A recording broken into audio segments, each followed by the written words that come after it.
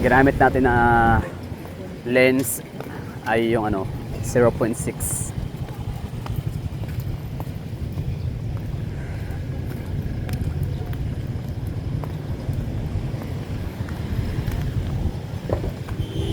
Andito tayo sa labas ng VXI.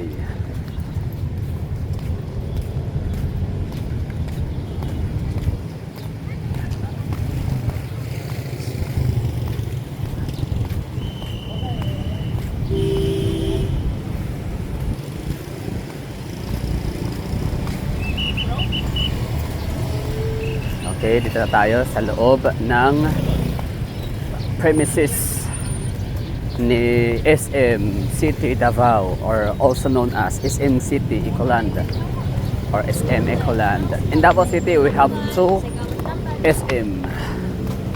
The other one located in Dakudao Loop, Lanang, Davao City. Dakudao Loop or Agdao slash Lanang. Dating ano yan, golf club. Lanang Tennis Golf Club or Lanang Golf Club. Ngayon ay ginawa na siyang business district. At least dalawang company na mga developer ang andon. One is SMDCI, SM. Alam niyo na yun, no? Meron silang SM Lanang Shopping Mall. Meron din silang subsidiary na Park in Radisson Hotel. And meron din silang tawag nito.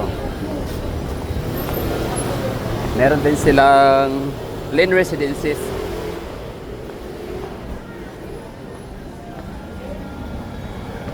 Tapos sa ano naman sa Davao Park District, no? So Davao Park District consists of ano siya, 11 hectares. Nakapasok na tayo sa annex building ng SM City Davao.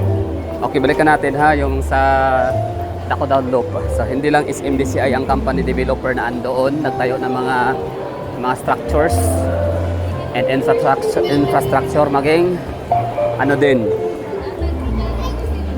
Davao Park District, 11 hectares. So ang meron doon ay Santras, ay ano ba yun? Basta Santras Condominium. I don't know kung venture lang yata yun, hindi siya subsidiary. Meron silang ano, mga BPO area. Okay, so dito tayo sa taas, second floor. So dito sa annex building matatagpuan ang mga teleperformance and VXI na BPO. Tapos dito rin matatagpuan ang mga cellphone gadgets lahat.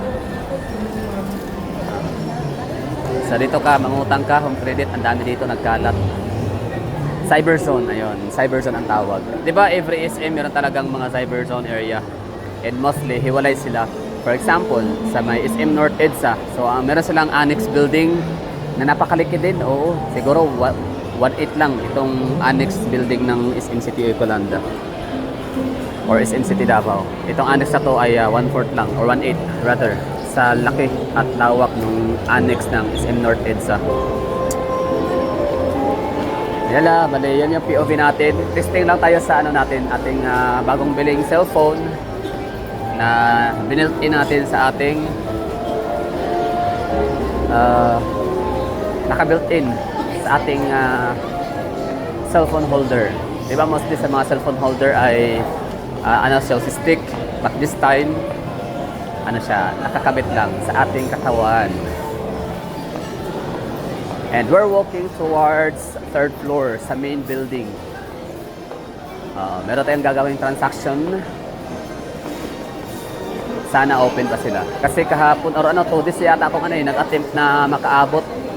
Pero sadly and unfortunately, hindi natin naabutan.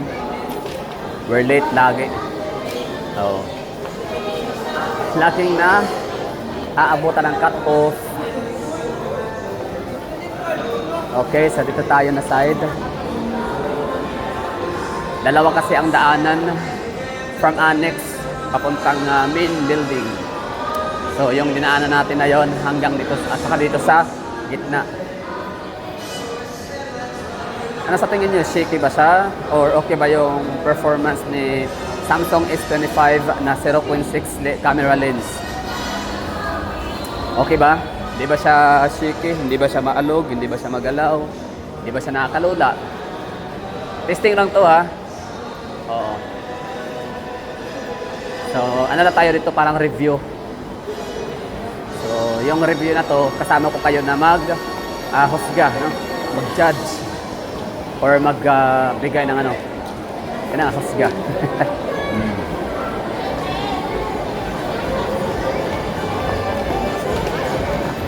Yes, maraming tao pero mamaya na yan, no? Second vlog after nito ay ano tayo?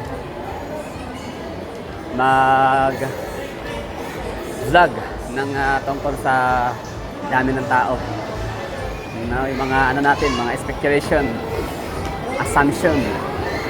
Why is it like this na napakadaming tao? Of course, may kinalaman ang ating sineselebrate. Dalawa, December 25 for Christmas Day and January 1 for New Year. So, December 25, hindi naman lahat ay nag-i-internalize ng Kapaskuhan. Hindi naman lahat ay nagse-celebrate ng Christmas, but in January 1, lahat yata, no, talagang nagpa-participate. Lahat yata ay tawag na ito, lahat ay ayun, talagang holiday, no, walang pasok. Although ang mga buses, mga bus liners company, open naman sila pagkakaalam ko, like they're ano din naman they're doing business pa rin, no? Nagsiserve pa rin sila sa madlang people, although hindi lahat, konti lang. Even Chinese, di ba ang Chinese, sila ay nagse-celebrate ng New Year every February. Pero pati sila nakikiano na rin, nakikiselebrate na rin kapag ka New Year sa Pilipinas, sa mga Pilipino.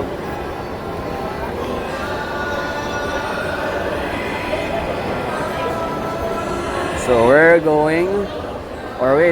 heading to third floor. At dito na magtatapos yung ating video dahil dito ko na kukunin or gagawin yung aking transaction. And congratulations to me. It seems like we made it, no?